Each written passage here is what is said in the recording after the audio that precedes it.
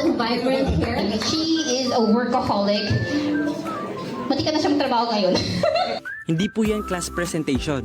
Ito ang pa-event ng isang cafe pub sa Taft sa Maynila para sa mga single na looking for love life. Yan ang Single Friends for Sale. Dahil ang mangunguna para i-build up si Friends sa iba pang single ay ang kanyang tropa.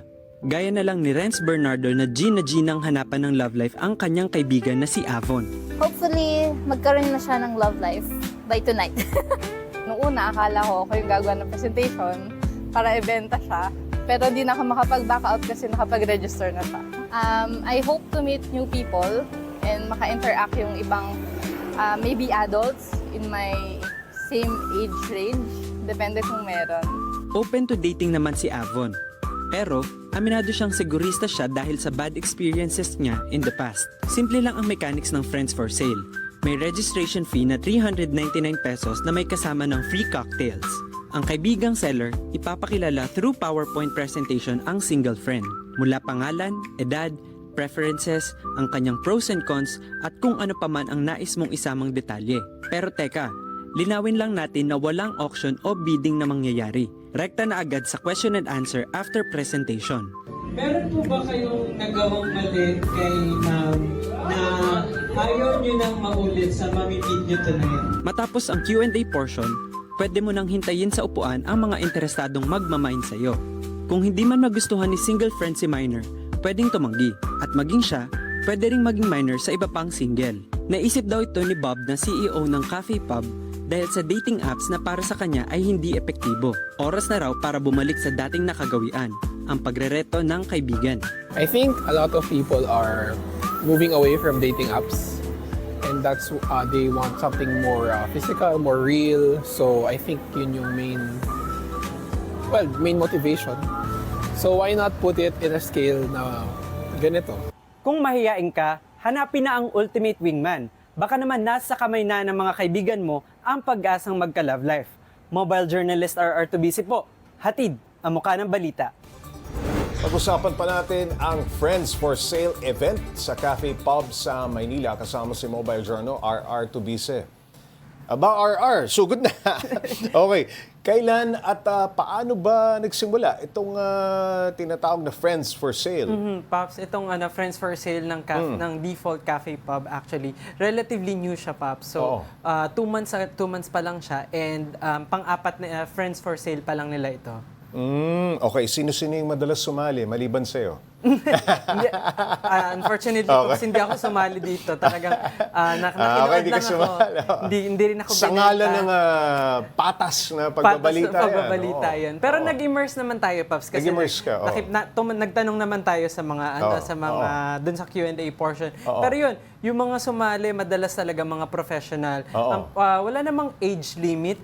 Pero yung pinakamatanda na sumali dito ay 45 years old. 45? Tapos actually, dahil siguro sa edad niya, nasabi niya rin na yung iba talaga gusto talaga nung sumali na ay asawa na agad. Yung iba naman, sumali ay for connections. Yung iba naman ay talagang network. Iba curious lang siguro. Curious lang din talaga. And yung iba parang gusto rin nila, syempre kapag binenta mo yung kaibigan mo, maaalis na yung barrier na maghuhulaan. So reto, alam mo na agad kung anong intention nyo. Talaga bang kakaiba yung pagrereto? Kasi may parang PowerPoint presentation pa, ano? Ahead of time ba nila ginagawa yan o in advance? Pops, actually, itong case study natin, si Ma'am Avon, nung una hindi niya alam na siya yung ipe-present. Nagulat siya. Siya yung ibebenta. Nagulat siya.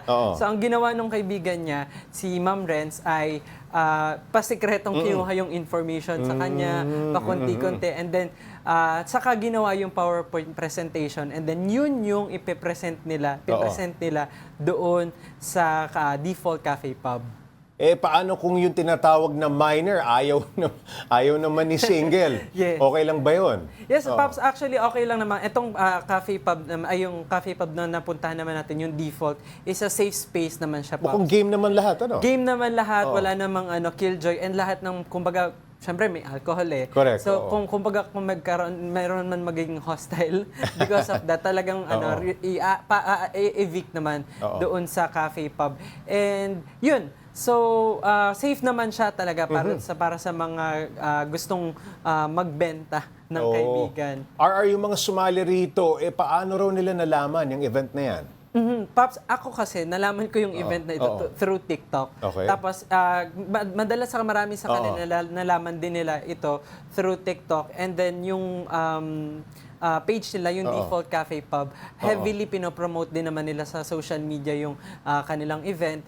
And then, words of mouth, ano na rin, Correct. pakikipag-usap sa mga tao. And then, Daming sumali, medyo Daming maraming attend. sumali. Oo. And yung isa may nakita ko, may nag-post pa sa isang group na naghahanap ng mga jowa talaga. Kasi nga ayaw na nila pa sa dating apps, ayaw na nila sa mga Bumble, Tinder, ano. So, eto Face-to-face na. Face-to-face na. Ito harapan na, ireto ko na yung kaibigan ko, yun na sila. Kamusta naman yung mga tao pagkatapos ng event? May nag-match naman ba? Apo, yun Pops, actually yung mga tao dito sa na umattend, feeling ko after naman nung meron mga after kasi Pops lalapit ka doon. Kunyari interesado ka sa isang nag-present or dun sa pinresent, dun sa binentang kaibigan. Ang kailangan mo lang gawin is lumapit privately. Tatanungin mo lang siya na ready ba? Okay ka ba? Game ka ba? Game ka ba? Or gusto mo bang makipagkilala pa or ganyan? And then, dun sa presentation, mag-iiwan din naman ng contact details. So, may email number, Pwedeng gano'n. i-message. So, pwedeng i-message kung ayaw mong lapitan privately. Correct. Ikaw ba may message ka? O Wala pa. Wala nag-message May sa'yo? sinubukan akong isama dito, pero wala eh. O baka next episode. Maraming salamat, Mobile Journal. RR to Bise.